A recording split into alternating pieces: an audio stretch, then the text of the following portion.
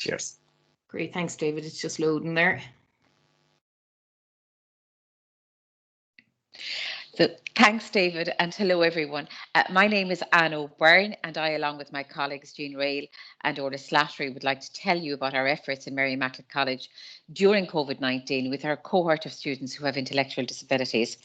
And through funding that we obtained through the Teaching and Learning Forum, the Pathways to Engagement Through Technologically Enhanced Learning, or PETL project as we called it, was introduced. And this project aimed to develop an inclusive blended learning strategy and support the holistic development of our students with ID in the online classroom. And Helen spoke this morning about expertise, and with this PETL project, Orla will speak later about how we were able to co-create the curriculum where our students brought an expertise that only these students could bring. So traditionally in Ireland, students with intellectual disabilities or ID have been marginalised and have not attended third level education. However, when they do, it opens up a whole new way of being for the student and provides opportunities to explore their talents and abilities and engage in active citizenship. And it also provides a socially valued role for each individual. So in Mary Immaculate College, we offer a level 4 course for students with ID, the Certificate in General Learning and Personal Development. And at this point, we've had students with ID attend our college since 2009. And the aims of the programme are to create an inclusive programme pathway to higher education, empower people with ID, create a more just and equitable system of education for everyone, and create a rich learning environment in which everyone's contribution is valued. So today we just want to contextualise this programme within the international landscape.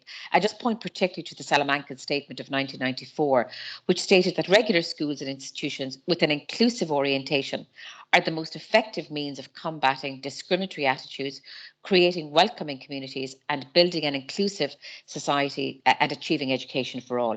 And I suppose this really called for major reforms of education systems to make them inclusive. And then following on in 2006, the United Nations Convention on the Rights of Persons with Disabilities pushed this agenda even further to an inclusive education system at all levels and lifelong learning. So more than 25 years on from Salamanca, we adopt, I suppose, Mel Ainscou's thinking that with inclusion as a guiding principle, the belief is that education is a basic human right and the foundation for a more just society. So when COVID-19 hit, we were faced with how to support our students on the Certificate in General Learning and Personal Development. We were faced with many challenges, including things like poor unsuitable devices, connectivity issues, low ICT skill development, reluctance on the part of our students with ID to engage in online fora, but we also saw opportunities for upgrading devices and broadband, upskilling in terms of ICT development, and we realised very quickly that the online forum became the only forum.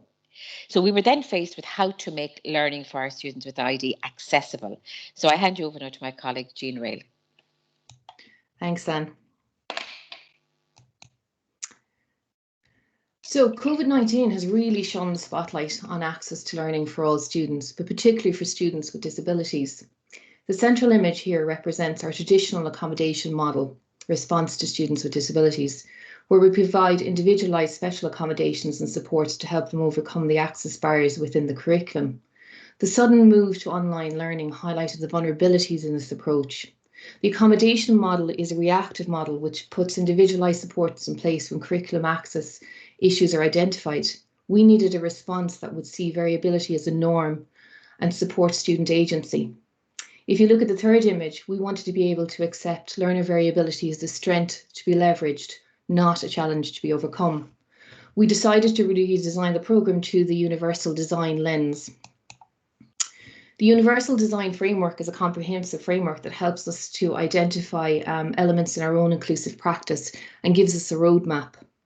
The three key elements of the universal design for learning framework are multiple means of engagement, multiple means of representation, and multiple means of action and expression.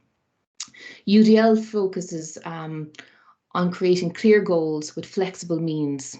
So it gives our students an opportunity to express themselves in a way that's meaningful to themselves. The ultimate goal of UDL is to create expert learners, learners who are purposeful and motivated, resourceful and knowledgeable, strategic and goal-directed. Students who are experts in their own ability to learn. UDL is for all students, not just for students with disabilities. and UDL gives our students voice and choice in their learning environment. When we looked at how we were going to implement the Universal Design for Learning framework, we looked at the process and we needed something that was going to be tangible and measurable. For UDL to be effective, it needs to be designed in from the beginning. So that's what we did in the redesign. Now, I had developed this UDL implementation process, which looks at the 6 key elements.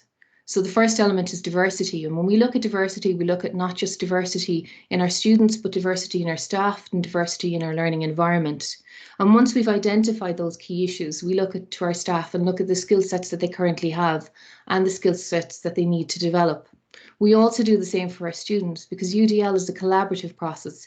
It's not something we do to or for our students, it's something we do with our students. So we need to ensure that the skill sets between the staff and the students align. We needed to be innovative, and no more so than in the last 12 months, we've really had to be innovative in our approaches.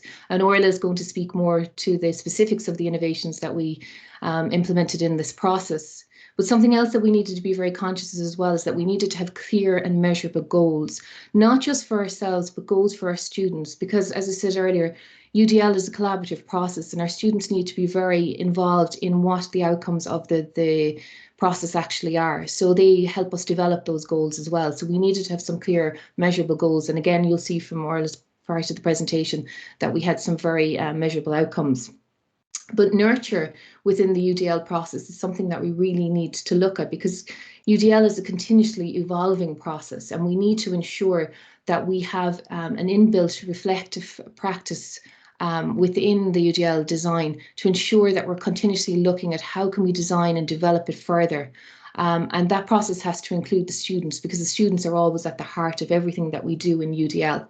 So going forward, we need to look at how we're going to develop this UDL plan when we go back online, how we're going to capitalise on the skill sets that we've developed during the COVID pandemic.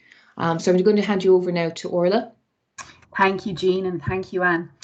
So one of the key aspects of the UDL design implementation process, which informed our approach, was innovation. And as Jean has identified, having the students involved in all aspects of the design was so important. Through co-creation of the curriculum, students were actively engaged in identifying the thematic areas of learning, which came to form the basis of our online curriculum. Having identified 4 main themes, a range of sub-themes were further developed and explored. Ongoing feedback loops through weekly question and answer sessions encouraged and supported student learning development and created greater learner agency. Online working guidelines were negotiated, which led to effective team working online practices. So if we just pop on there to the next slide, thanks so much. So as part of our response to, as part of our COVID response, the Online Leadership Academy was introduced in tandem with the CGLPD programme in January 2021 to support the holistic online development of learners with ID. This was facilitated through collaborative learning, online engagement, inclusive activities, and a creative curriculum. And one of the really interesting learnings that emerged throughout this time was that there was a direct correlation between the e-learning model, which we implemented, and corresponding levels of student engagement. So we had to try a number of different things, and we're still learning and refining, and will continue to do so moving forward. But when we initially went into lockdown, the first thing we did, because we had challenges around students accessing the system, and we thought the best way to proceed would be to create a range of asynchronous learning resources.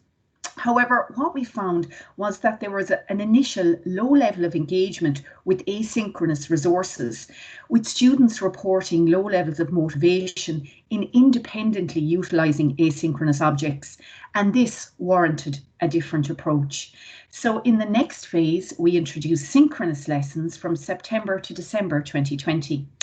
And these synchronous weekly sessions provided us with an enhanced opportunity to create contexts to promote student engagement, with the students reporting far greater levels of motivation, as they were primarily because they were able to interact directly with the facilitator and each other in real time. So we were seeing all the time more enhanced levels of engagement. I suppose culminating then in what we have just completed, our online leadership academy, from February or the end of January to May of this year, which featured synchronous lectures with enhanced engagement features.